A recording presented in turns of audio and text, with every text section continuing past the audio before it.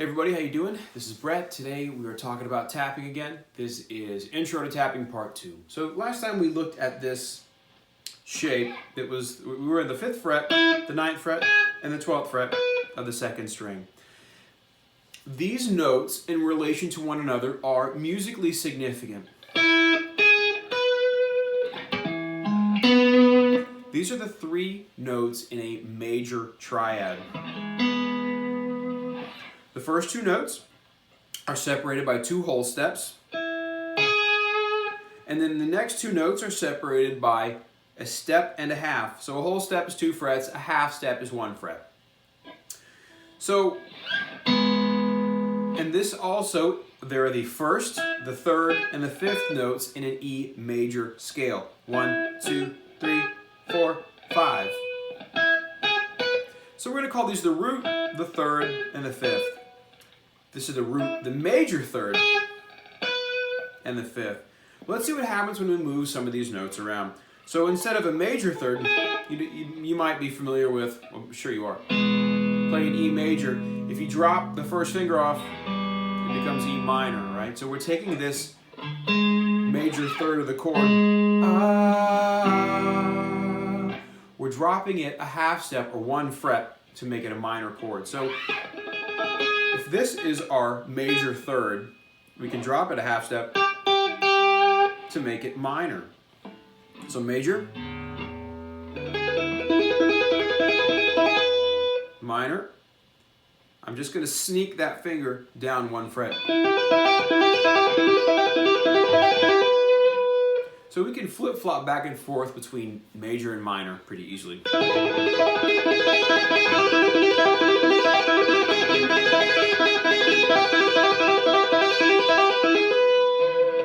What happens if we drop it down again? Well, choose a different chord, just that's a little easier to illustrate. So let's say we have A major. That the 4th finger note that I'm playing, some people play it with the first 3, I play the last 3, if I can. So if I drop that 2nd string note, now I've got A minor. What happens if I drop it again to the open position? Of course, now I have A suspended 2nd. So we can do the same thing with this E major chord. Major, minor, suspended 2nd. So a lot of times you'll hear songs pedal back and forth between minor and suspended 2nd, or major and suspended 2nd. We do the same here.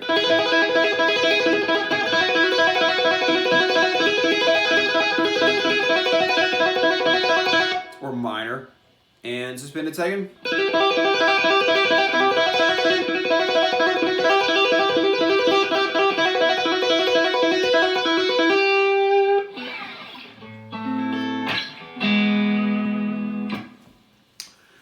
So then we move it down again. We're gonna have a flat 9.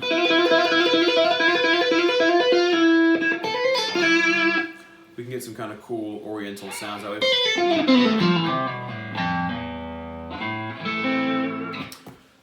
But that's for another day. So what happens if we start moving the middle note up?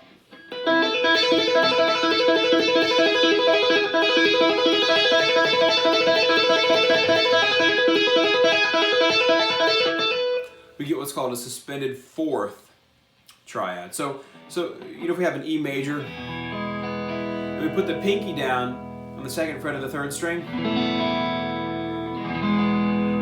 you hear this a lot.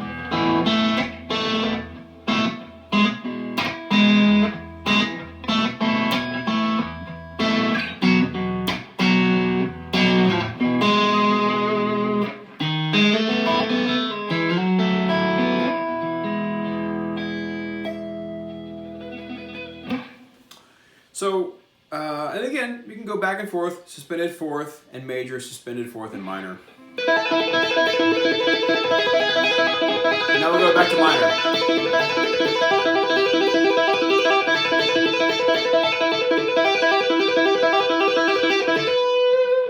So we're making a lot of cool musical stuff happen without really moving around too much, which is awesome. Now, if we can go up one more fret, we're really stretching here. Maybe you would bring everything up the neck to make the stretches easier. This one's kind of tough for me. The 5th fret to the 11th fret.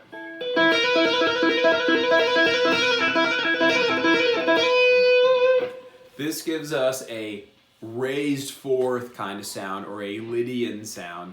So that's like if we had an E major chord, but instead of the suspended 4, we bring it up to the 3rd fret.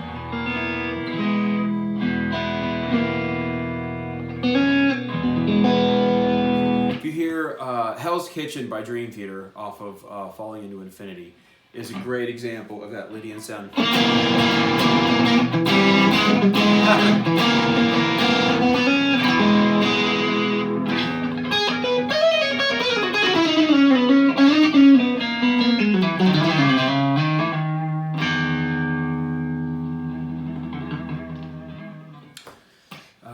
So, again, that's just moving around the middle note. Another cool one is if you go to minor, and then you bring the high note down 1 fret.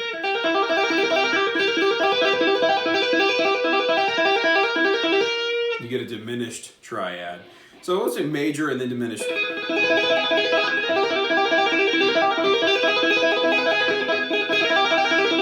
It's like 96 Tears on Crack. I'm gonna cry, cry, cry, cry. 96 Tears.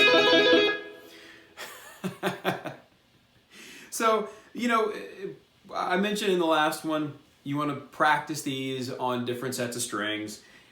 So maybe minor.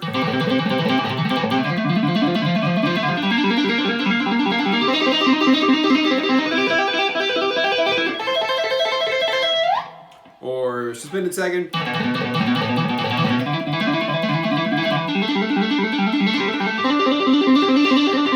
That one's not quite as interesting, but again, it's good to just practice going from string to string.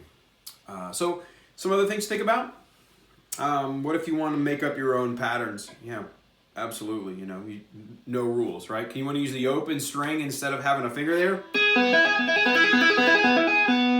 So like tap, pull off to the open string, hammer on.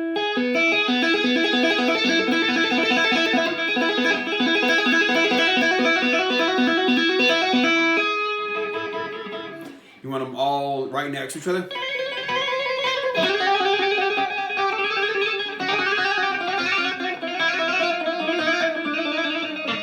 Really annoy the holy crap out of your neighbors or anyone else who might be in the house with you.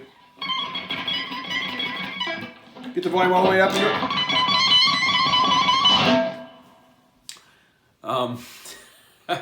Don't do that too long, you'll make yourself crazy.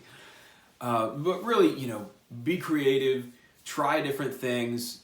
There are no rules, there are just explanations for why certain things sound a certain way, and why, from a mechanics perspective, certain things are easier than others. In this case, using 2 hands to do this is a lot easier than, you know, doing it with 1 hand.